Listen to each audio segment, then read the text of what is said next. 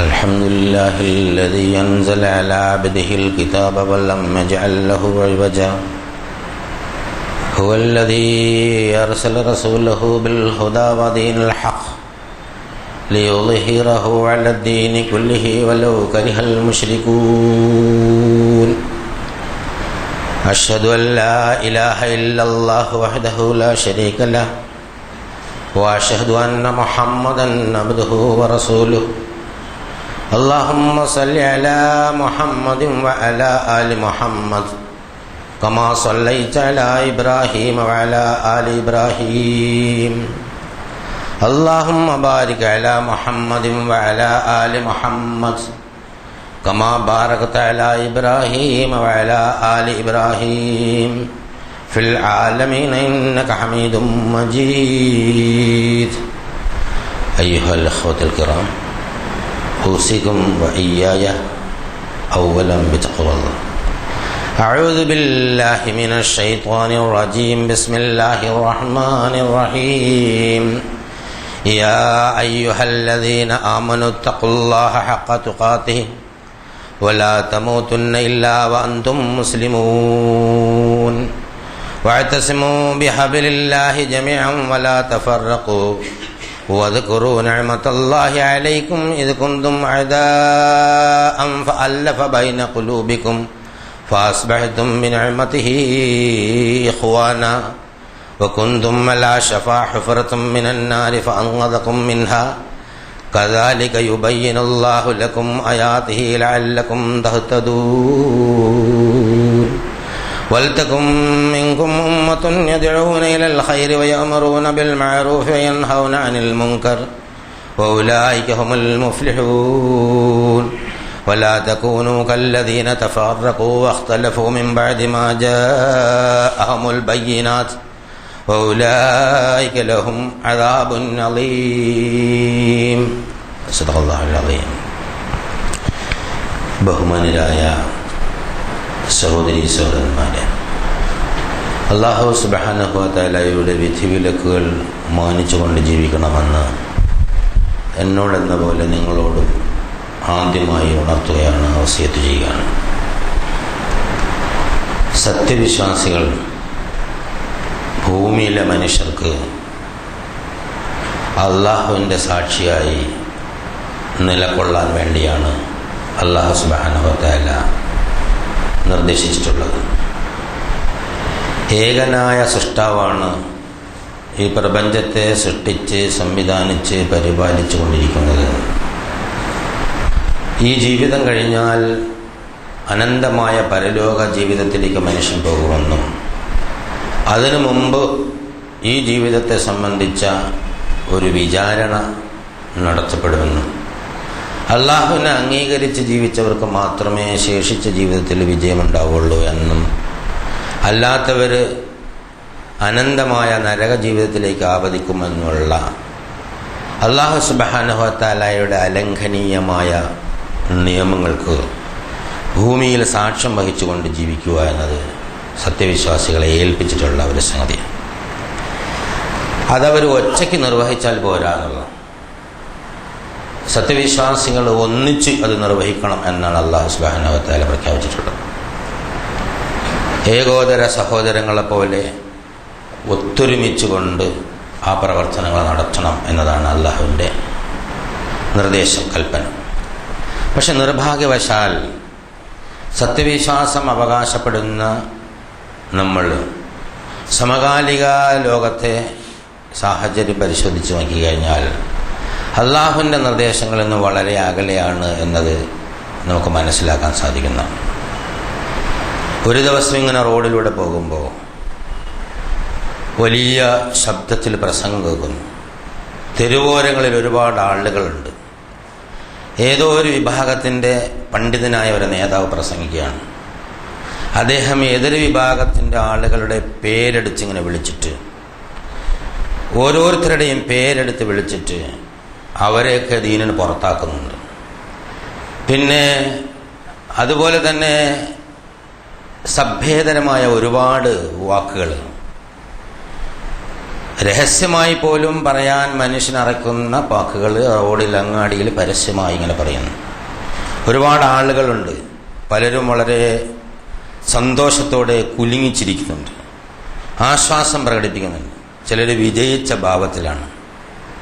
യഥാർത്ഥത്തിൽ സത്യവിശ്വാസികളെയാണ് ഈ പറയുന്നത് എന്നത് അവിടെ സാമാന്യ ജനങ്ങൾക്ക് മനസ്സിലാവും. ഒരേ കേന്ദ്രത്തിൽ നോക്കി നിന്നുകൊണ്ട് ദിവസം 5 നേരം നേർമാർഗം കാണിച്ചു തരണേ എന്ന് പ്രാർത്ഥിച്ചു കൊണ്ടിരിക്കുന്ന സഹോദരങ്ങളെക്കുറിച്ചാണ് പറയുന്നത്. ഏകനായ അള്ളാഹുവിൽ വിശ്വസിക്കുന്ന കാര്യത്തിൽ ഒരു അഭിപ്രായ വ്യത്യാസമില്ലാത്ത സഹോദരങ്ങളാണ് മറുഭാഗത്തുള്ളത്.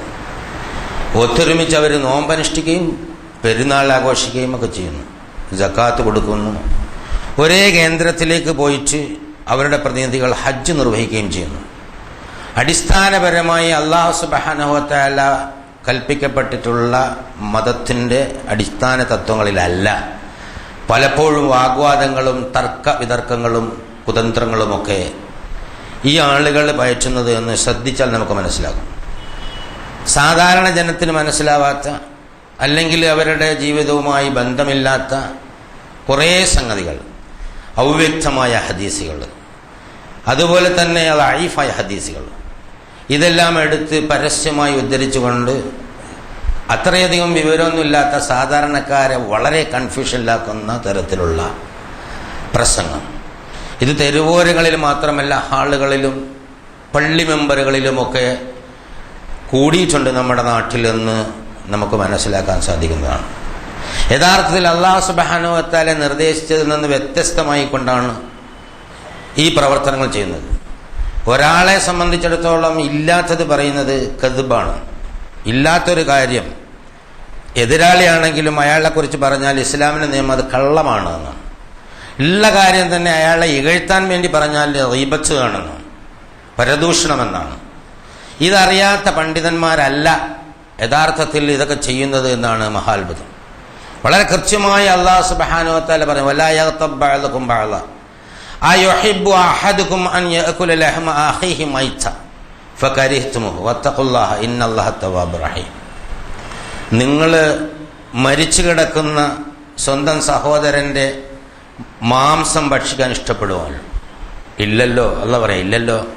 അതുപോലെ മ്ലേച്ഛമാണ് ഇല്ലാത്ത കാര്യങ്ങൾ, ആളുകളെ സംബന്ധിച്ച് ഉള്ള കാര്യങ്ങൾ തന്നെ ഇകഴ്ത്തി പറയുന്ന പരദൂഷണം എന്നുള്ളത്.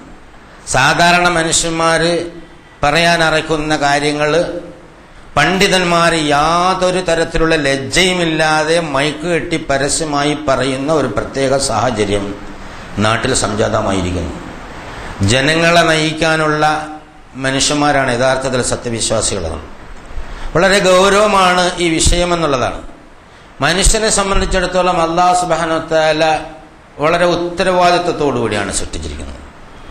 മൊത്തം മനുഷ്യരെയും അല്ലാഹു സുബ്ഹാനഹു വ തആല നന്മയിലേക്കാണ് നയിക്കുന്നത്. സത്യവിശ്വാസികളെ മാത്രമല്ല, മനുഷ്യരെ. ഈ മനുഷ്യന്മാരെ വിളിച്ചുകൊണ്ട് അല്ലാഹു സുബ്ഹാനഹു വ തആല പറയുന്നത്, നിങ്ങൾക്ക് ജീവിതത്തിൽ വിജയം വേണമെങ്കിൽ നിങ്ങൾ സൂക്ഷ്മത പാലിക്കണം. തഖ്വ കൊണ്ട് വസിയത്ത് ചെയ്യാനാണ് വെള്ളിയാഴ്ച എല്ലാവരെയും വിളിച്ചു കൂട്ടുന്നത്. ആ തഖ്വയിൽ പറയുന്ന പ്രധാനപ്പെട്ട പ്രശ്നങ്ങൾ, നിങ്ങൾ അള്ളാഹുവിനെ സൂക്ഷിക്കുക എന്ന് പറഞ്ഞാൽ അള്ളാഹുവിൻ്റെ നിയമ നടപടികൾ സൂക്ഷിക്കുക. ഏറ്റവും മോശപ്പെട്ട കള്ളം, പരദൂഷണം മുതലായവയൊന്നും പറഞ്ഞു നടക്കാതിരിക്കുക. തഖ്വ കൊണ്ട് ഉദ്ദേശിക്കുന്നു, തഖ്വ കൊണ്ട് മുമ്പരിൽ നിന്ന് ഉപദേശിക്കുന്ന ആളുകൾ അങ്ങാടിയിൽ പോയിട്ട് യാതൊരു തരത്തിലുള്ള ലജ്ജയുമില്ലാതെ വിളിച്ചു പോകുമ്പോൾ നാട്ടിൽ മക്കളെ ചുട്ടുകൂട്ടുന്ന, അതുപോലെ തന്നെ കാമുകന് വേണ്ടി മക്കളെ കൊല്ലുന്ന അവസ്ഥ ഉണ്ടായാൽ അത്ഭുതപ്പെടാനില്ല എന്നുള്ളതാണ് മനസ്സിലാക്കുന്നത്. നാട്ടിൽ നടക്കുന്ന സർവത്ര നാശവും യഥാർത്ഥത്തിൽ ഈ ജനതയെ നയിക്കാൻ ഉത്തരവാദിത്തപ്പെട്ട ആളുകൾ ആ ഉത്തരവാദിത്വം നിർവഹിക്കാത്തതിൻ്റെ പേരിലുള്ള ഒരു ശിക്ഷയാണോ എന്ന് ഭയപ്പെടേണ്ടിയിരിക്കുന്നു. പത്രം നോക്കിയാൽ, ഏതെങ്കിലും ഇലക്ട്രോണിക് മീഡിയ നോക്കിയാൽ, അല്ല സോഷ്യൽ നെറ്റ്വർക്കിൽ നോക്കിയാൽ മക്കളെ കൊല്ലുന്ന, പിതാവിനെ കൊല്ലുന്ന, അതുപോലെ തന്നെ അമ്മാവനെ കൊല്ലുന്ന, അങ്ങനെ പണത്തിനു വേണ്ടി, ലൈംഗിക സുഖത്തിനു വേണ്ടി, ഒളിച്ചോടി ജീവിക്കാൻ വേണ്ടിയൊക്കെ പരസ്പരം വെട്ടിക്കൊല്ലുന്ന, മൃഗങ്ങൾ പോലും അറയ്ക്കുന്ന തരത്തിലുള്ള പ്രവർത്തനങ്ങളാണ് നമ്മുടെ നാട്ടിൽ ഓരോ ദിവസവും റിപ്പോർട്ട് ചെയ്യപ്പെട്ടുകൊണ്ടിരിക്കുന്നത്. ആർക്കും അതൊരു വിഷയമല്ലാതായിരിക്കുന്നു എന്നുള്ളതാണ്. അതൊക്കെ ഇവിടെ സംഭവിക്കണ തോലത്തിലാണ് എന്നുള്ള നിലയ്ക്കാണ്. മൃഗങ്ങളെക്കുറിച്ച് പഠനം നടത്തിയ ശാസ്ത്രകാരന്മാർ പറയുന്നത്, മൃഗങ്ങൾ യഥാർത്ഥത്തിൽ മനുഷ്യൻ ആനന്ദത്തിന് വേണ്ടി വേട്ടയാടാറില്ല എന്നാണ്. അവർക്ക് ഭക്ഷിക്കാൻ മാത്രമേ വേട്ടയാടാറുള്ളൂ, മറ്റുള്ളവരെ കൊല്ലാറുള്ളൂ. ഇവിടെ സ്വന്തം ആനന്ദത്തിന് വേണ്ടി സ്വന്തം കുഞ്ഞിനെ കൊന്നുകൊണ്ട് അടിച്ചു കൊന്ന് കുഴിച്ചിടുന്ന ഒരു രംഗം എത്തിയിരിക്കുന്നു എന്നുള്ളതാണ്. ഈ സമൂഹം വളരെ വളരെ മലീമസമായി പോയിരിക്കുന്നു. ഇവിടെ സാംസ്കാരിക നായകന്മാരുണ്ട്, മതപ്രബോധകരുണ്ട്, അതുപോലെ ഒരുപാട് ഒരുപാട് ഉന്നതന്മാരെന്ന് അവകാശപ്പെടുന്ന ആളുകളുണ്ട്. പക്ഷേ ഇങ്ങനെ 4 വയസ്സായ കുട്ടിയെ ബലാത്സംഗം ചെയ്ത് അടിച്ചു കൊന്നു എന്ന് പറയുന്ന ഒരു നാട്ടിലെ എത്ര വലിയ സാംസ്കാരിക നേതാവിനാണ് തലയുയർത്തി നടക്കാൻ കഴിയുക? എത്ര വലിയ മത നേതാവിനാണ്, എത്ര വലിയവനായാലും അവൻ എങ്ങനെയാണ് തലയുയർത്തി നടക്കാൻ കഴിയുക? ഈ നാട്ടിൽ നടക്കുന്ന ഈ സംഭവങ്ങൾക്കൊന്നും നമുക്ക് യാതൊരുവിധ ഉത്തരവാദിത്വം ഇല്ലെന്നാണോ യഥാർത്ഥത്തിൽ നമ്മൾ മനസ്സിലാക്കേണ്ടത്? വളരെ ഗൗരവമാണ്. ഇങ്ങനെ പോയാൽ എന്തെങ്കിലും കടുത്ത ഹലാക്ക്, വലിയ വെള്ളപ്പൊക്കമോ ഭൂമി കുലുക്കമോ അതുപോലെ ദാരിദ്ര്യമോ അതുപോലെ എന്തെങ്കിലുമൊക്കെ യുദ്ധമോ അല്ലെങ്കിൽ വർഗീയ കലാപമോ ഒക്കെ ഏർപ്പെടുത്തി അല്ലാഹു സുബ്ഹാനഹു വ തആല നാട്ടിലെ ആളുകളെ കഠിനമായി പരീക്ഷിച്ചു കളയും എന്ന് ഭയപ്പെടേണ്ടിയിരിക്കുന്നു. പടച്ച തമ്പുരാൻ നമ്മളെ കാത്ത് രക്ഷിക്കുമാറാകട്ടെ. മനുഷ്യനെ സംബന്ധിച്ചിടത്തോളം അല്ലാഹ് കൃത്യമായി പറയാ, അയ്യുഹന്നാസു തഖൂ റബ്ബകുമുല്ലദീ ഖലഖകും മിൻ നഫ്സിൻ വാഹിദ. ഒരൊറ്റ ആത്മാവിൽ നിന്നാണ് നിങ്ങളെ സൃഷ്ടിച്ചത്. വഖലഖ മിൻഹാ സൗജഹാ, അതിൽ നിന്ന് തന്നെ അതിൻ്റെ ഇണയെയും സൃഷ്ടിച്ചു. ആ ഒരൊറ്റ ആത്മാവ്, പിന്നെ അതിൻ്റെ ഇണ, ആ മനുഷ്യന്റെ ആ ഒറിജിൻ, അതുപോലെ ഉത്ഭവം പഠിപ്പിക്കാൻ വേണ്ടിയാണ്. വബസ്സ മിൻഹുമാ റിജാലൻ കസീറൻ വനിസാ. ഈ ആണിൽ നിന്നും പെണ്ണിൽ നിന്നുമാണ് മനുഷ്യ സമൂഹത്തെ അല്ലാഹു സുബ്ഹാനഹു വ തആല സൃഷ്ടിച്ചിട്ടുള്ളത്. അതുകൊണ്ട് വത്തഖുല്ലാഹല്ലദീ തസാഅലൂന ബിഹി, അല്ലാഹുവിനെയും നിങ്ങളുടെ ഈ രക്തബന്ധങ്ങളെയും നിങ്ങൾ സൂക്ഷിക്കുക എന്ന് അല്ലാഹു സുബ്ഹാനഹു വ തആല പറഞ്ഞു. രക്തബന്ധം സൂക്ഷിക്കുക, വിവാഹബന്ധം സൂക്ഷിക്കുക എന്നൊക്കെ കഴിഞ്ഞ ആഴ്ച വളരെ സവിസ്തരം പ്രതിപാദിക്കുകയുണ്ടായി. അല്ലാഹു കാന അലൈക്കും റഖീബ, ഓരോരുത്തരും ചെയ്യുന്ന പ്രവർത്തനങ്ങളെ സംബന്ധിച്ച് അല്ലാഹു സുബ്ഹാനഹു വ തആല സൂക്ഷ്മമായി അറിഞ്ഞുകൊണ്ടിരിക്കുന്നവനാണ് എന്നും പറയുന്നുണ്ട്. മനുഷ്യരെ ഒരു ആണിൽ നിന്നും പെണ്ണിൽ നിന്നും സൃഷ്ടിച്ചു എന്ന് പറഞ്ഞത് ഒരു സ്ഥലത്തല്ല, പല സ്ഥലത്തും. യാ അയ്യുഹന്നാസ് ഇന്നാ ഖലഖനാകും മിൻ ദക്കരിൻ വ ഉൻസ വജഅൽനാകും ശുഊബൻ വഖബായില ലിതആറഫു ഇന്ന അക്രമകും ഇൻദല്ലാഹി അത്ഖാകും. നിങ്ങളൊരാണിൽ നിന്നും പെണ്ണിൽ നിന്നും സൃഷ്ടിച്ചു, ഗോത്രങ്ങളും വർഗങ്ങളുമായി തിരിച്ചത് നിങ്ങൾ പരസ്പരം തമ്മിൽ കീറി തലതല്ലി കീറി നശിക്കാനല്ല, സ്നേഹിച്ചും സഹകരിച്ചും ജീവിത വിജയം നേടാനാണ്. അതുകൊണ്ട് നിങ്ങളുടെ സൃഷ്ടാവായ രക്ഷിതാവിന്റെ നിയമനിർദ്ദേശങ്ങൾ അംഗീകരിച്ച് സൂക്ഷിച്ച് ജീവിക്കുക. അല്ലാഹു സുബ്ഹാനഹു വ തആലയിലെ ഏറ്റവും ആദരണീയൻ അല്ലാഹുവിന്റെ വിധിവിലക്കുകൾ അനുസരിച്ച് ജീവിക്കുന്നവരാണ്. ഈ അല്ലാഹുവിൽ വിശ്വസിക്കുന്ന ആളുകളാണ് സത്യവിശ്വാസികൾ. അല്ലാഹുവിൽ വിശ്വസിക്കാത്ത മനുഷ്യന്മാരുണ്ടാവും. അല്ലാഹുവിനോടൊപ്പം തന്നെ മറ്റു ദൈവങ്ങളിൽ വിശ്വസിക്കുന്ന ആളുകളുണ്ടാവും. ഈ സത്യവിശ്വാസികൾ തിരഞ്ഞെടുക്കപ്പെട്ട വിഭാഗമാണ്. മൊത്തം മനുഷ്യരോട് അല്ലാഹു സുബ്ഹാനഹു വ തആല ഇത് വിളിച്ചു പറഞ്ഞിട്ട് ഒമൻ ഷാ ഫൽയുമിൻ ഒമൻ ഷാ ഫൽയക്ഫുർ, ഇഷ്ടമുള്ളവന് വിശ്വസിക്കുകയും ഇഷ്ടമുള്ളവനെ നിഷേധിക്കുകയും ചെയ്യാം എന്ന് പറഞ്ഞപ്പോൾ അത് സ്വന്തം ഇഷ്ടപ്രകാരം വിശ്വസിച്ച ഒരു വിഭാഗമാണ് സത്യവിശ്വാസികൾ. ഈ സത്യവിശ്വാസികൾ പിന്നെ നാട്ടിൽ നന്മയും അതുപോലെ തന്നെ ശാന്തിയും സമാധാനവും പരലോകത്ത് ശാന്തിയും ഉണ്ടാകുന്ന ജീവിതത്തിന് വേണ്ടി കഠിനമായി അധ്വാനിക്കണം എന്ന് അല്ലാഹു സുബ്ഹാനഹു വ തആല നിർദ്ദേശിച്ചു. വജാഹിദൂ ഫില്ലാഹി ഹഖ്ഖ ജിഹാദിഹി, അല്ലാഹു സുബ്ഹാനഹു വ തആലയുടെ മാർഗത്തിൽ എങ്ങനെയാണ് പോരാടേണ്ടത് ആ പ്രകാരം മുറപ്രകാരം നിങ്ങൾ പോരാടുക. ഹുവ ജദ്ബാക്കും വമാ ജഅല അലൈക്കും ഫിദ്ദീനി മിൻ ഹറജ്, നിങ്ങളെ തിരഞ്ഞെടുത്തത് ഹുവ സമ്മാകുൽ മുസ്ലിമീൻ എന്ന് പറഞ്ഞു, ഹുവ ജിതബാക്കും എന്ന് പറഞ്ഞു, തുമ്മസ്തഫൈന എന്ന് പറഞ്ഞു, ഖൈറ ഉമ്മത്ത് എന്ന് പറഞ്ഞു, ഉമ്മത്തും വസത്ത് എന്ന് പറഞ്ഞു. അങ്ങനെ പല സ്ഥലങ്ങളിലും അല്ലാഹു സുബ്ഹാനഹു വ തആല എടുത്തു പറഞ്ഞു, നാം പറയുന്നതിൽ വിശ്വസിച്ച സത്യവിശ്വാസികളെ നാം നമ്മുടെ പ്രതിനിധിയായി തീരുമാനിക്കുന്നു. എന്നിട്ട് മില്ലത്ത അബീക്കും ഇബ്രാഹിം, നിങ്ങളുടെ മുൻപ് പോയ പിതാവായ പ്രവാചകന്മാരുടെ പ്രപിതാവായ ഇബ്രാഹിമിന്റെ അതേ മില്ലത്താണ് നിങ്ങൾക്കും ഞാൻ, അതേ മാർഗമാണ് നിങ്ങൾക്കും ഞാൻ നിർബന്ധമാക്കിയിരിക്കുന്നത്. എന്നിട്ട് ഹുവ സമ്മാക്കുൽ മുസ്ലിമീൻ, നിങ്ങൾ സ്വയം മുസ്ലിങ്ങളായതല്ല, അള്ളാഹുവാണ് നിങ്ങൾക്ക് മുസ്ലിങ്ങൾ എന്ന് പേര് വെച്ചത്.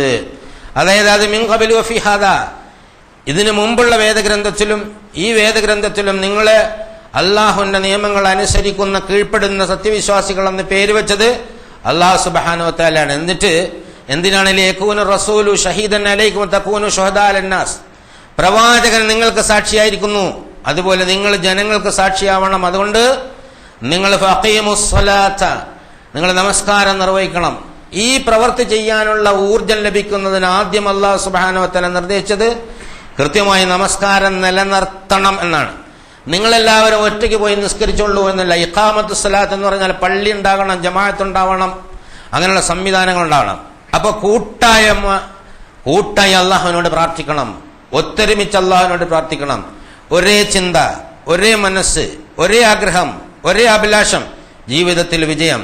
എന്റെ സഹോദരന് എനിക്ക് ലഭിക്കുന്നത് കിട്ടണം എന്ന ആഗ്രഹത്തോടുകൂടി, അവനും സ്വർഗം ലഭിക്കണം എന്ന ഹൃദയവിശാലതയോടുകൂടി എല്ലാത്തരം പൊങ്ങച്ചങ്ങളും അഹങ്കാരങ്ങളും താൻ പോരുമകളും അതുപോലെ തന്നെ മറ്റു പല എന്തെങ്കിലുമൊക്കെ ഉണ്ടെങ്കിൽ അതെല്ലാം മാറ്റിവെച്ചുകൊണ്ട് അള്ളാഹുവിനോട്, ഏകനായ തമ്പുരാനോട് മാർഗദർശനത്തിന് വേണ്ടി നിങ്ങൾ പ്രാർത്ഥിക്കണം.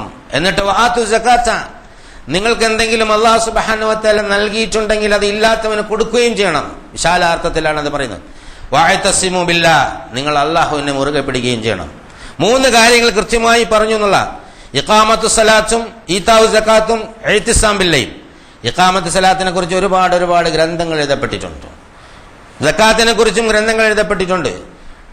ഹദീസിന് അല്ല, നിസ്കാരത്തെ കുറിച്ച് എഴുതിയ പോലെയുള്ള ഗ്രന്ഥങ്ങൾ സകാത്തിനെ കുറിച്ചില്ല എന്ന് നമുക്ക് സൂക്ഷ്മമായി പഠിച്ചാൽ മനസ്സിലാകും.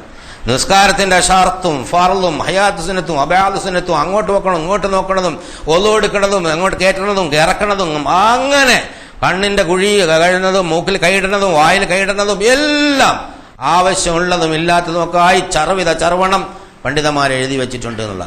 സകാത്തിനെ കുറിച്ച് പരിശോധിച്ചാൽ എങ്ങനെ കൊടുക്കാതിരിക്കാം എന്നുള്ളതിനാണ് കൂടുതൽ പുസ്തകങ്ങൾ ഉണ്ടായിട്ടുള്ളത് എന്നാണ് മനസ്സിലാക്കാൻ സാധിക്കും. കാരണം ഈ അള്ളാഹുവിന്റെ പ്രവാചകൻ ഖുർആൻ നേരായിട്ട് പഠിപ്പിച്ച്, എന്നിട്ട് പ്രവാചകന്റെ സദസ്സിൽ നാളുകൾ കണ്ട് മനസ്സിലാക്കി അങ്ങോട്ട് പോയി. കുറെ സാധനങ്ങൾക്ക് സകാത്ത് വാങ്ങി, കുറച്ചെണ്ണത്തിന് അന്ന് ആവശ്യമില്ല, അതുകൊണ്ട് വാങ്ങിയില്ല.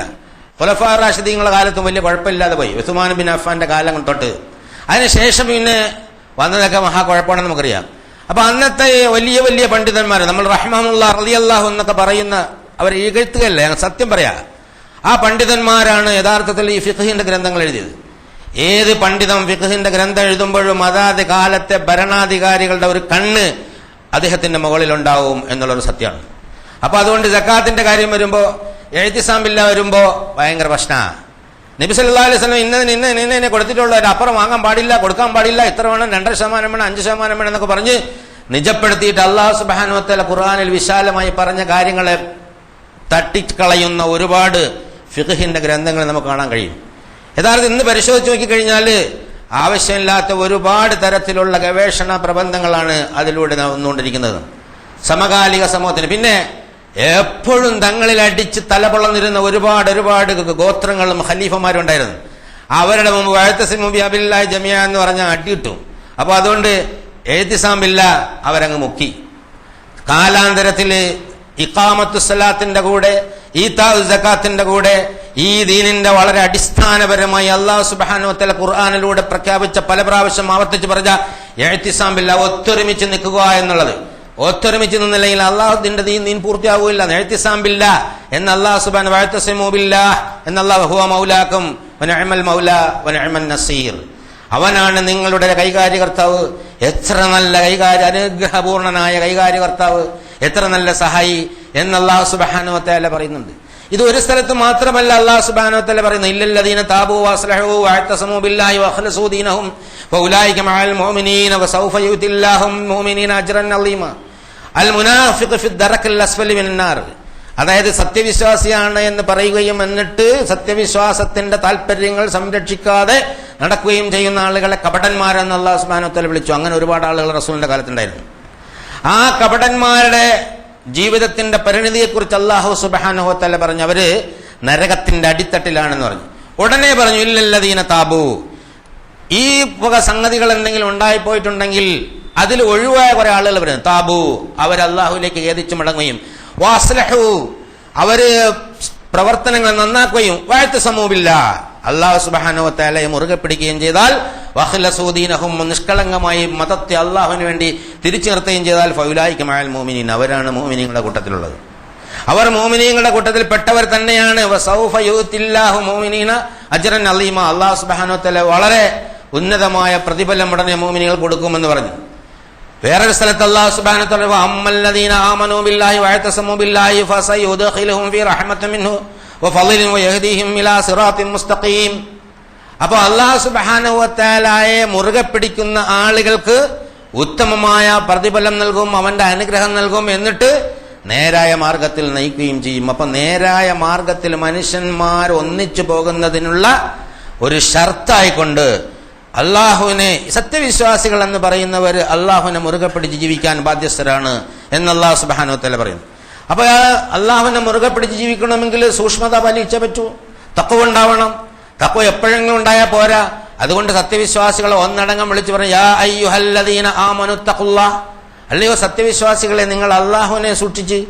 എങ്ങനെയാണ് സൂക്ഷിക്കേണ്ടത്? ഹഖ്ഖ തുഖാതിഹി, ഏത് രീതിയിലാണ് അള്ളാഹുവിനെ സൂക്ഷിക്കേണ്ടത്? അതിനൊരു മുറയും ക്രമമൊക്കെ ഉണ്ട്. ആ മുറപ്രകാരം അല്ലാഹു സുബ്ഹാനഹു വ തആലയെ സൂക്ഷിച്ച് ജീവിക്കണം. വലാ തമൂതുന്ന ഇല്ലാ വ അൻതും മുസ്ലിമൂൻ, മുസ്ലിങ്ങളായി കൊണ്ടല്ലാതെ നിങ്ങൾ മരിച്ചു പോകാൻ ഇടയാകരുത്. മരണമെന്നത് നമ്മുടെ കൺട്രോളിൽ നിൽക്കുന്ന ഒരു സംഗതിയല്ല, ആർക്കും പിടികിട്ടാത്ത മഹാ അത്ഭുത പ്രതിഭാസമാണ്. നമ്മുടെ തൊട്ടടുത്തവൻ മരിച്ചു പോകുമ്പോ, വീട്ടിൽ നിന്ന് മരിച്ചു പോകുമ്പോ, മയ്യത്തെടുത്തു കൊണ്ടുപോകുമ്പോൾ പോലും നമുക്കൊരു ഫീലിംഗ് ഉണ്ടാവുന്നില്ല, നാളെ ഞാനും ഇങ്ങനെ പോകേണ്ടവനാണ് എന്നൊരു ഫീലിംഗ് ഉണ്ടാവില്ല. അത് വളരെ നിസ്സാരമായിട്ടാണ് കൈകാര്യം ചെയ്യുന്നത് എന്ന് നമുക്ക് മനസ്സിലാക്കാൻ സാധിക്കും. മയ്യത്ത് അടക്കണ മരിച്ച വീട്ടിൽ ചെന്ന് കഴിഞ്ഞാൽ അവിടെ ചർച്ച ചെയ്യുന്ന കാര്യങ്ങൾ ഞാൻ നേരത്തെ പറഞ്ഞതുപോലെ വിഭാഗീയതയുടേതായിരിക്കും, അല്ലെങ്കിൽ സമകാലിക പൊളിറ്റിക്സ് ആയിരിക്കും, അല്ലെങ്കിൽ വേറെ എന്തെങ്കിലും സംഗതികളായിരിക്കും. അവിടെ ചെന്നിട്ട് ഞാനും നാളെ ഇവനെ പോലെ ഇവിടെ കിടക്കേണ്ടവനാണ്, മയ്യത്ത് കട്ടില് പോകേണ്ടവനാണ്, അതുകൊണ്ട് എന്റെ ജീവിതം നന്നാക്കിയോ എന്നൊരു ചിന്ത ഈ കാക്കയുടെ തലയിൽ വരുന്നില്ല എന്നുള്ളതാണ് യഥാർത്ഥത്തിൽ പല ആളുകളെയും കാണുമ്പോൾ നമുക്ക് മനസ്സിലാക്കാൻ സാധിക്കുന്നത്. നിങ്ങൾ ഒരാളെ തഖ്വയുള്ളവനാവാൻ തീരുമാനിച്ചാൽ അത് നിമിഷം അങ്ങ് ആവുക അല്ലാതെ നിവൃത്തിയില്ല. കാരണം മരണം ആരെയാണ് എപ്പോഴാണ് പിടികൂടുക എന്നറിയില്ല. ഇപ്പോ ഏറ്റവും പുതിയ ലേറ്റസ്റ്റ് സംഭവം എന്താ? കുഴഞ്ഞു വീണ് മരിക്കാതെ. വിമാനത്താവളത്തിൽ ഇറങ്ങുമ്പോൾ കുഴഞ്ഞു വീണങ്ങ് മരിക്കുന്നു, വിമാനത്തിൽ കയറാകുമ്പോൾ കുഴഞ്ഞു വീണങ്ങ് മരിക്കുന്നു, അതുപോലെ തന്നെ ബസ്സിൽ കയറാകുമ്പോൾ കുഴഞ്ഞു വീണങ്ങ് മരിക്കുന്നു. യാതൊരുവിധ രോഗവുമില്ല, വളരെ നല്ല ആരോഗ്യ ദൃഢഗാത്രനായിട്ട് നടക്കുന്നു, വീട്ടിൽ നിന്ന് പോകുന്നു, എവിടെയെങ്കിലും ചെല്ലാൻ പോകുമ്പോൾ കുഴഞ്ഞു വീണങ്ങ് മരിച്ചു പോകുന്നു. കുഴഞ്ഞു വീണ് മരിച്ചു, ഇന്നും പത്രത്തിലുണ്ട് കുഴഞ്ഞു വീണ് മരിച്ചു. എന്താണെന്ന് പോലും ഡോക്ടർമാർക്ക് തിരിച്ചറിയാൻ പറ്റാത്ത നിലയിൽ കുഴഞ്ഞു വീണ് മരിച്ചു പോകുന്ന ഒരുപാട് സംഭവങ്ങൾ റിപ്പോർട്ട് ചെയ്തത് കുറെ, റിപ്പോർട്ട് ചെയ്യപ്പെടാത്തത് ഒരുപാടുണ്ടാവും. അപ്പൊ ആരും എപ്പോഴും എവിടെ വെച്ചും മരിക്കാവുന്നതൊരു യാഥാർത്ഥ്യമാണ്. ഇന്നൽ മൗത്തല്ലദീ തഫിറൂന മിൻഹു ഫഇന്നഹു മുലാഖികും, നിങ്ങൾ വിട്ടോടുന്ന മരണം ഉണ്ടല്ലോ അത് നിങ്ങളെ കണ്ടുമുട്ടുക തന്നെ ചെയ്യും എന്ന് അല്ലാഹു സുബ്ഹാനഹു വ തആല പറയാ. കുല്ലു നഫ്സിൻ ദാഇഖത്തുൽ മൗത്ത്, എല്ലാ ആത്മാക്കളും മരണം രുചിക്കുക തന്നെ ചെയ്യും. ലാ യസ്തഖ്ദിമൂന സാഅതൻ വലാ യസ്തഖിറൂൻ, ഒരു നിമിഷം പിന്തിക്കുകയോ അല്ലെങ്കിൽ മുന്തിക്കുകയോ ചെയ്യുന്ന ഏർപ്പാടില്ല. അല്ലാ അജലം മുസമ്മ, നിശ്ചിതമായി അല്ലാഹു സുബ്ഹാനഹു വ തആല തീരുമാനിച്ചുറപ്പിച്ചൊരു അജലാണ് എന്നൊക്കെ വളരെ ഗൗരവപൂർവ്വം നമ്മളെ ബോധമുള്ളപ്പോ അല്ലാഹു സുബ്ഹാനഹു വ തആല പഠിപ്പിച്ചു തന്നിട്ടുണ്ട്. പക്ഷേ അതൊന്നും നമ്മളെ സംബന്ധിച്ചിടത്തോളം ബാധിക്കുന്നില്ല എന്നുള്ളത്. നമ്മുടെ എങ്ങോട്ടോ പോവുകയാണ്, ജീവിതത്തിന്റെ വിജയം മറ്റെവിടെയോ ആണ് എന്ന് വിചാരിച്ച് ഇങ്ങനെ വാരിക്കൂട്ടാനുള്ള തത്രപ്പാടിൽ ഇങ്ങനെ പോകുമ്പോഴാണ് കുഴഞ്ഞു വീണ് മരിച്ചു പോകുന്നത് എന്നുള്ള. അപ്പൊ അതുകൊണ്ട് വലാ തമൂതുന്ന ഇല്ലാ വ അൻതും മുസ്ലിമൂൻ, ആർക്കെങ്കിലും മുസ്ലിമായി മരിക്കണമെന്ന് ആഗ്രഹമുണ്ടെങ്കിൽ അവൻ ഓരോ നിമിഷങ്ങളിലും മുസ്ലിമായി ജീവിക്കല്ലാതെ മറ്റു വഴി ഒന്നുമില്ല എന്ന് അല്ലാഹു സുബ്ഹാനഹു വ തആല പറയാ. വളരെ ആഴത്തിലുള്ളതാണ് ഈ പ്രയോഗം. നിങ്ങളെ തഖ്വയുള്ളവരായിരിക്കണം, വെള്ളിയാഴ്ച തഖ്വയുള്ളവരായിരിക്കണം, അല്ലെങ്കിൽ കുറച്ച് ദിവസം തഖ്വയുള്ളവരായിരിക്കണം എന്ന് പറയാതെ, അല്ലെങ്കിൽ രാവിലെ തഖ്വയുള്ളവരായിരിക്കണം, വൈകുന്നേരം തഖ്വയുള്ളവരായിരിക്കണം എന്ന് പറയാതെ, തഖ്വയുള്ളവരായി കൊണ്ടല്ലാതെ, മുസ്ലിമായി കൊണ്ടല്ലാതെ നിങ്ങൾ മരിച്ചു പോകാൻ ഇടയാകരുത് എന്ന് പറയുമ്പോൾ ഏത് നിമിഷവും മരിക്കാമെന്നുള്ളത് കൊണ്ട് മനുഷ്യൻ ഏത് നിമിഷവും തഖ്വയുള്ളവനായി ജീവിക്കണമെന്ന വളരെ യുക്തിഭദ്രമായ ഒരു തീരുമാനം, ഒരായത്ത്, വളരെ ആഴത്തിൽ അർത്ഥമുള്ള ഒരായത്ത്, വല്ലാണ്ടൊരു കുടുക്കിലാണ് ആയത്ത് നമ്മളെ പെടുത്തിയിരിക്കുന്നത്. എന്നിട്ടോ വഅതസിമൂ ബിഹബിലില്ലാഹി ജമീഅൻ വലാ തഫറഖു, വഅതസിമൂ ബിഹബിലില്ലാഹി ജമീഅ, വഅതസിമൂ ബിഹബിലില്ലാഹി എന്ന് പറഞ്ഞ അർത്ഥം പൂർത്തിയാവും. നിങ്ങൾ എല്ലാവരും കൂടി, നിങ്ങൾ അള്ളാഹുവിന്റെ ഹബിൽ എന്ന് പറഞ്ഞ പാശം, അള്ളാഹുവിന്റെ മാർഗത്തെ മുറുകെ പിടിക്കുക എന്ന് അല്ലാഹു സുബ്ഹാനഹു വ തആല പറയും. ഇത് അമ്രാണ്, കൽപ്പനയാണ്. അത് ജമീഅ എന്നെടുത്ത് പറയാതെ തന്നെ വാക്ക് പൂർത്തിയാവും. പക്ഷേ ജമീഅ എന്നെടുത്ത് പറയും ഒത്തൊരുമിച്ച് ഒറ്റക്കൊറ്റയ്ക്ക് പിടിച്ചാൽ പറ്റൂല എന്നാണ് അതിന്റെ അർത്ഥം. ഒറ്റക്കൊറ്റയ്ക്ക് പിടിച്ചാൽ പറ്റൂല, ഒത്തൊരുമിച്ച് നിങ്ങൾ അള്ളാഹുവിന്റെ മാർഗത്തെ പിടിച്ചുകൊള്ളുക എന്നാണ്. വലാ തഫറഖു, പോരാത്ത നിങ്ങൾ ഭിന്നിച്ചു പോകരുതെന്ന് വേറൊരു ഭാഗം. അപ്പോ ഒത്തൊരുമിച്ച് പിടിക്കുക, ഭിന്നിച്ചു പോകരുത് എന്ന് വേറൊരു തരത്തും പറയുന്നുണ്ട്. അപ്പൊ ഈ ഇതിന്റെ പ്രാധാന്യം വളരെ വളരെ ഗൗരവമുള്ള സംഗതിയാണ് എന്ന് അല്ലാഹു സുബ്ഹാനഹു വ തആല നമ്മളോട് പറയാം. ഈ അഭിസംബോധിത സമൂഹം നമുക്കറിയാം, മക്കയില് കള്ളും പെണ്ണും അതുപോലെ യുദ്ധവുമൊക്കെ ആയി നടന്ന സമൂഹത്തെ അല്ലാഹു സുബ്ഹാനഹു വ തആലയുടെ പ്രവാചകൻ ഇങ്ങനെ കൂട്ടിയോജിപ്പിച്ചു. അൻസാരികളെ അഭിസംബോധന ചെയ്തുകൊണ്ട് പറയാണ്, വദ്കുറൂ നിഅമത്തല്ലാഹി അലൈക്കും ഇദ് കുന്തും അഅദാഅൻ ഫഅല്ലഫ ബൈന ഖുലൂബികും വഅസ്ബഅതും ബിനിഅമതിഹി ഇഖ്വാന. അതായത് നിങ്ങൾ ഇവിടെ കുലുമാലും കുഴപ്പമൊക്കെ നിന്നപ്പോൾ അല്ലാഹു സുബ്ഹാനഹു വ തആല അവന്റെ പ്രത്യേകമായ അനുഗ്രഹം കൊണ്ട് നിങ്ങളെ മനസ്സുകളെ കൂട്ടിയിണക്കി നിങ്ങളെ ഒന്നാക്കി. ആ അനുഗ്രഹം നിങ്ങൾ ഓർക്കണമെന്ന് അല്ലാഹു സുബ്ഹാനഹു വ തആല പറയാ. വകുന്തും അലാ ശഫാ ഹുഫറത്തിൻ മിനൻ നാരി ഫഅൻഖദകും മിൻഹാ. നിങ്ങൾ ഈ ഛിദ്രത കൊണ്ട്, പരസ്പര പോരടി കൊണ്ട് ഈ നാശത്തിന്റെ ഒരു അഗ്നികുട്ടത്തിന്റെ വക്കിലായിരുന്നു. അവിടെ നിന്ന് നിങ്ങളെ നാം രക്ഷപ്പെടുത്തി എന്നും എല്ലാ ആൾക്കാർക്കും ഒരു പാഠമെന്നുള്ള നിലയിൽ ഖുർആൻ എടുത്ത് ഉദ്ധരിക്കുന്നത്. ഏത് സമൂഹം, ഏത് വിഭാഗം എവിടെ അന്തഛിദ്രതയും കുഴപ്പവുമായിട്ട് ഇങ്ങനെ പോരടിച്ചാൽ, അത് വാളുകൊണ്ട് പോരടിക്കണമെന്നില്ല, നാക്ക് കൊണ്ട് പോരടിച്ചാലും അവരെ നാശത്തിന്റെ വക്കിലാണ് എന്നുള്ളതാണ്. അപ്പോ അല്ലാഹു സുബ്ഹാനഹു വ തആല അവിടെ രക്ഷിച്ചിട്ട് അല്ലാഹു പറയാണ്, വദാലിക യുബയ്യിനുല്ലാഹു ലക്കും ആയാതിഹി ലഅല്ലകും തഹ്തദൂൻ. നമ്മളോടാ ഇപ്രകാരം പഴയ കാര്യങ്ങളൊക്കെ പറഞ്ഞ് നിങ്ങളെ പഠിപ്പിക്കുന്നതേ നിങ്ങൾ വഴിതെറ്റാതെ നേരായ മാർഗത്തിൽ സഞ്ചരിക്കുന്നതിന് വേണ്ടിയാണ്. അതുകൊണ്ട് വൽതകും മിൻകും ഉമ്മത്തുൻ യദ്ഊന ഇലൽ ഖൈറി വയഅ്മുറൂന ബിൽ മഅറൂഫ്. അതാ പണി. നിങ്ങൾ ഒന്നിച്ച് നിൽക്കണം. എന്തിനാണ്? ജനങ്ങളെ നന്മയിലേക്ക് വിളിക്കണം, ധർമ്മം കൽപ്പിക്കണം, അധർമ്മം നിരോധിക്കണം. അതിനുവേണ്ടി നിങ്ങളിൽ നിന്നൊരു സമൂഹം ഉയർന്നു വരട്ടെ. ജനങ്ങളെ ധർമ്മം കൽപ്പിക്കാനും നന്മയിലേക്ക് വിളിക്കാനും അധർമ്മം വിരോധിക്കാനുമുള്ള ആളുകള് അധർമ്മത്തിന്റെ വീതിയിലൂടെ പരസ്പരം ഊളിയിട്ട് നീങ്ങിയാൽ ഏത് ജനമാണ് യഥാർത്ഥത്തിൽ ഇതിൽ വലിയ എന്നുള്ളത് ഓരോരുത്തരും ചിന്തിക്കേണ്ട ഒരു സംഗതിയാണ്. ആ ഉലൈക ഹുമുൽ മുഫ്ലിഹൂൻ, അവരാണ് യഥാർത്ഥത്തിൽ വിജയികള ആളുകള്. എടുത്തു വീണ്ടും പറയുന്നു, വലാ തകൂനു കല്ലദീന തഫറഖു വഖ്തലഫു മിൻ ബഅദി മാ ജഅഹുൽ ബയ്യിനാത്ത്. നിങ്ങള് എല്ലാ കാര്യങ്ങളും വ്യക്തമായ വേദഗ്രന്ഥത്തിൽ കിട്ടിയതിനു ശേഷം പരസ്പരം ഓരോ കാര്യം പറഞ്ഞ് പോരടിച്ച പഴയ ബനി ഇസ്രായേൽ സമൂഹം ഉണ്ടല്ലോ, അവരെ പോലെ ആയിപ്പോവരുത്. അങ്ങനെ ആയിപ്പോയാൽ ഉലൈക ലഹും അദാബുൻ അലീം, അവർക്ക് വേദനാജനകമായ ശിക്ഷയുണ്ട് എന്നുള്ള കാര്യം ഓർത്തിരിക്കുക എന്ന് ചരിത്രത്തിൽ നിന്ന് ഉദ്ധരിച്ചുകൊണ്ട്, ഒരുപാട് സ്ഥലത്ത് ഉദ്ധരിച്ചുകൊണ്ട് അല്ലാഹു സുബ്ഹാനഹു വ തആല പറയാ. അപ്പൊ സമുദായത്തിന്റെ നേതൃത്വത്തിന് വളരെ ശക്തമായ, സമുദായത്തിന്റെ ഓരോ അംഗങ്ങൾക്കും വളരെ ശക്തമായ നിർദ്ദേശം ഖുർആനിൽ പല സ്ഥലത്തും അല്ലാഹു സുബ്ഹാനഹു വ തആല തന്നിട്ടുണ്ട്. ഇഅ്തിസാം ബില്ലാ, ഇഖാമത്തുസ് സലാത്ത് പോലെ, ഈതാഉസ് സകാത്ത് പോലെ ഇഅ്തിസാം ബില്ലാ വളരെ പ്രധാനപ്പെട്ട ഒരു അടിസ്ഥാന തത്വമായി ഖുർആൻ പലയിടത്തും എടുത്തു പറയുന്നു. ഇങ്ങനെ ഒരു സംഗതി ഉണ്ടെന്ന് പോലും പല ആളുകൾക്കും അറിയില്ല എന്നുള്ളതാണ്. അതുകൊണ്ട് ഇതിന്റെ പ്രാധാന്യം മനസ്സിലാക്കി അതിനനുസരിച്ച് ഒത്തൊരുമയോടെ ജീവിക്കാൻ വേണ്ടി അധ്വാനിക്കുക. കാരുണ്യവാനായ തമ്പുരാൻ നമുക്ക് തൗഫീഖ് നൽകി അനുഗ്രഹിക്കുമാറാകട്ടെ.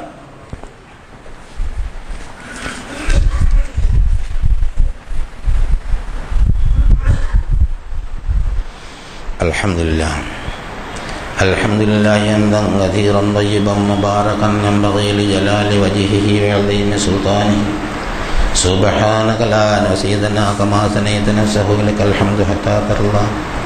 اللهم صل على محمد وعلى آل محمد كما صليت على إبراهيم وعلى آل إبراهيم في العالمين إنك حميد مجيد. أيها الإخوة الأحباب أوصيكم وإياي ثانيا بتقوى الله. പ്രിയമുള്ള സഹോദരീസഹോദരന്മാരെ, അല്ലാഹു സുബ്ഹാനഹു വ തആലയുടെ വിധിവിലക്കുകൾ മാനിച്ചുകൊണ്ട് ജീവിക്കണമെന്ന് ഒരിക്കൽ കൂടി എന്നോടെന്ന പോലെ നിങ്ങളോടും ഉണർത്തുകയാണ്, വസിയത്ത് ചെയ്യുകയാണ്. സത്യവിശ്വാസികൾ ഒത്തൊരുമിച്ച് നിന്ന് പ്രവർത്തിക്കേണ്ടതിൻ്റെ ആവശ്യകതയെക്കുറിച്ച് ഖുർആനും ഹദീസുകളുമൊക്കെ ഒരുപാട് പറയുന്നു. അവഗണിക്കാനാവാത്ത അടിസ്ഥാനപരമായ ഒരു സംഗതിയാണത്. പക്ഷെ സമകാലിക സാഹചര്യവും അതിനു മുമ്പുള്ള സംഗതിയൊക്കെ പരിശോധിച്ച് നോക്കിയാൽ പ്രായോഗിക ജീവിതത്തിൽ ലോകത്തുള്ള മുഴുവൻ സത്യവിശ്വാസികൾക്കും ഒരു ഇമാമിൻ്റെ കീഴിൽ ഒത്തൊരുമയോടെ പ്രവർത്തിക്കാൻ ഇപ്പം സാധ്യമല്ല എന്ന് മനസ്സിലാവും. ഒരു പ്രശ്നമാണ്, കാലികമായ പ്രശ്നമാണ്. നബി സല്ലല്ലാഹു അലൈഹി വസല്ലമ വളർച്ചയെടുത്ത ആ സമൂഹം അബൂബക്കറിൻ്റെ കാലത്തും ഉമറിൻ്റെ കാലത്തും വലിയ കുഴപ്പമൊന്നുമില്ലാതെ ഏതാണ്ട് ആ സ്വഭാവത്തിൽ തന്നെ നീങ്ങിയിരുന്നു. ഉസ്മാൻ റളിയല്ലാഹു അൻഹുവിൻ്റെ ഭരണത്തിൻ്റെ രണ്ടാം ഘട്ടമായപ്പോൾ അസ്വസ്ഥതകൾ പൊട്ടിപ്പുറപ്പെടുകയും വിഭാഗീയത ഉണ്ടാകുകയും ചെയ്തു. ഉസ്മാൻ റളിയല്ലാഹു അൻഹു കൊല്ലപ്പെട്ടത് തന്നെ മുസ്ലിങ്ങളുടെ കൈകൊണ്ടാണ് നിങ്ങൾക്കറിയാം. നാലാം ഖലീഫ അലി കൊല്ലപ്പെട്ടതും മുസ്ലിങ്ങളുടെ കൈകൊണ്ടാണ്. അന്ന് പിളർന്ന സമുദായം ഇതുവരെ ഒരു നേതൃത്വത്തിന് കീഴിൽ പിന്നെ വന്നിട്ടില്ല. ഷിയ, സുന്നി, ഷിയാക്കളത്തിന് ഒരുപാട് വിഭാഗം, സുന്നികളിൽ ഒരുപാട്. നമ്മുടെ അഹ്ലു സുന്നത്ത് വൽ ജമാഅത്ത് എന്ന് പറയുന്ന സമസ്തയെക്കുറിച്ചല്ല പറഞ്ഞത്. സുന്നി എന്ന് പറഞ്ഞാൽ എല്ലാവരും ചേർന്ന, ഷിയാക്കളല്ലാത്തവരെയൊക്കെയാണ് സുന്നി. ഷിയത്ത് മുആവിയ, ഷിയത്ത് അലിയായിരുന്നു യഥാർത്ഥത്തിൽ ആദ്യത്തെ പേര്. ഷിയത്ത് മുആവിയ, ഷിയത്ത് അലി. അലിയുടെ പാർട്ടി, മുആവിയയുടെ പാർട്ടി. അത് മുആവിയ ഭരണാധികാരി ആയതുകൊണ്ട് പണ്ഡിതന്മാരൊക്കെ കൂടെ അവിടെ കൂടിയപ്പോൾ അഷിയ എന്നുള്ളത് പോയിട്ട് അവർ അഹ്ലു സുന്നത്ത് വൽ ജമാഅത്ത് എന്നൊക്കെ പറഞ്ഞ് പിന്നെ സുന്നത്ത് എന്ന ആളുകളായി മാറിയ സുന്നി. അങ്ങനെയാണ് നമ്മൾ അഹ്ലു സുന്നത്ത് വൽ ജമാഅത്തിൻ്റെ ഒരു പേരിൽ വേറെ നേരത്തെ ഉപയോഗിച്ചു. സുന്നികൾ ഇത്തിബാ സുന്ന എന്നാണ്. മറ്റൊരു ബാക്കിയുള്ള ഷിയ, ഷിയ എന്ന് പറഞ്ഞ പാർട്ടി എന്നാണ് വിഭാഗം, അറബിയിൽ പറഞ്ഞ പാർട്ടി. അപ്പോൾ അതിനുശേഷം ലോകത്ത് ഒരുപാട് തരത്തിൽ അമവി, അതായത് ഹുഫയിൽ മദീനയിൽ ഭരിക്കാൻ പറ്റാതെ അലി റളിയല്ലാഹു അൻഹു കൂഫയിലേക്ക് മാറി. അവിടെ വെച്ച് അദ്ദേഹം കൊല്ലപ്പെടുന്നു. പിന്നെ അമവി 14 ഖലീഫമാർ വരുന്നു. അത് കഴിഞ്ഞ് അബ്ബാസി 34 ഖലീഫമാർ വരുന്നു. അമവി ഖലീഫമാരുടെ മുആവിയയും ഉമർ ബിൻ അബ്ദുൽ അസീസും ഒഴിച്ചുള്ള മുൻകാല ഖലീഫമാരുടെ ഖബർ വെട്ടിത്തോണ്ടി എല്ലെടുത്ത് പൊക്കിയെടുത്ത് വെട്ടിയെറിഞ്ഞ അനുയായികൾ പിന്നെ ഉണ്ടായിട്ടുണ്ട് എന്നുള്ളതാണ് അബ്ബാസി ഭരണാധികാരി. അബുൽ അബ്ബാസ് സഫ എന്ന് പറഞ്ഞാൽ രക്തം ഒലിപ്പിക്കുന്നവനെന്നാണ്. നബി സല്ലല്ലാഹു അലൈഹി വസല്ലമയുടെ എളാപ്പാൻ്റെ പേരുടെ അബ്ബാസ്. ആ അബ്ബാസിൻ്റെ പിന്മറനിൽ വന്നാണ് അബുൽ അബ്ബാസ്. ഈ ഇസ്ലാമിക ലോകത്ത് കാണുന്ന ഒരുപാട് ശാസ്ത്ര സാങ്കേതിക സംവിധാനങ്ങൾക്കൊക്കെ ബീജാഭാവം നൽകിയ ശാസ്ത്രജ്ഞന്മാർ അവരൊക്കെ ജീവിച്ചിരുന്നത്, ഫുഖഹാക്കളൊക്കെ ജീവിച്ചിരുന്നത് ഈ പറഞ്ഞ അബ്ബാസി കാലഘട്ടത്തിലായിരുന്നു. പിന്നെ ഫാത്തിമികൾ, പിന്നെ ലോകത്ത് പല സ്ഥലത്തും പിന്നെ പല പല പല പല വിഭാഗങ്ങൾ. ആദ്യം ഷാഫി, ഹനഫി, അംബലി, മാലിക്, ജഅഫരി എന്നൊക്കെ പറയാണ്. ഇവിടെ ഈ കാലത്ത് പിന്നെ ഇവിടെ വേറെ കുറേ പേരാണ്, ABCDEFGH എന്ന് പറയുന്ന കുറേ പേരാണ്. എല്ലാ കാലത്തും ഇത്തരം സംഭവങ്ങൾ ലോകത്ത് പിന്നീട് ഉണ്ടായിട്ടുണ്ട് എന്നുള്ള സത്യമാണ്. അപ്പോൾ വളരെ നിഷ്കളങ്കമായി സൂക്ഷിച്ച് പഠിക്കുന്ന ഒരാൾ എന്ത് ചെയ്യുമെന്നുള്ളതൊരു പ്രശ്നമാണ്. കഴിവിൻ്റെ പരമാവധി സത്യവിശ്വാസികളെ യോജിപ്പിച്ച് നിർത്താനുള്ള പ്രവർത്തനങ്ങളിലായിട്ടാണ് പോകേണ്ടത് എന്നുള്ള. ഒരു നേതാവിൻ്റെ കീഴിൽ ഇത് വരില്ല എന്ന് വിചാരിക്കണം. അത് വരും, അതിന് എഴുസാൻ നബിയായിട്ട് വരേണ്ടി വരും. പക്ഷെ അതുവരെ ഈ സമുദായം ഇങ്ങനെ തങ്ങളിലടിച്ച് തലപൊളക്കട്ട് എന്ന് വിചാരിക്കാൻ പറ്റില്ല. അതുകൊണ്ട് അല്ലാഹു സുബ്ഹാനഹു വ തആല നിരോധിച്ച സംഗതികളുണ്ടല്ലേ, കദ്ബ് പറയുക, ഗീബത്ത് പറയുക, ഈ പരസ്യ പ്രസ്താവനകൾ, ഈ പരസ്യ പ്രസംഗങ്ങൾ, അതിനെല്ലാം ആയത്തും ഹദീസും ഒക്കെ വെച്ചിട്ട് വെല്ലുവിളികൾ, പരസ്പരം കാഫറാക്കൽ, നരകത്തിലാക്കൽ, ഈ പണി പണ്ഡിതന്മാർ നിർത്തിയേ പറ്റൂ. അതല്ലെങ്കിൽ അവസാനം നാട്ടുകാരവരെ കൊണ്ട് നിർത്തിക്കും. അതാണ് അതിൻ്റെ അജല്.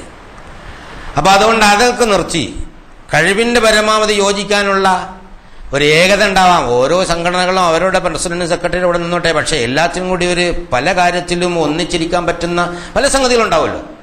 അങ്ങനെ ആ ഒരു ഏകതയിലൂടെ ഈ ഗൗരവം ഒന്ന് കുറച്ചിട്ട്, പരസ്പരമുള്ള ഈ ദേഷ്യം ഒന്ന് കുറച്ചിട്ട് ആശ്വാസത്തിൻ്റെ വഴിയിലേക്ക് പോകാൻ യഥാർത്ഥത്തിൽ ഈ പണ്ഡിതന്മാർ ആലോചിക്കേണ്ട സമയം അതിക്രമിച്ചിരിക്കുന്നു എന്നുള്ളതാണ്.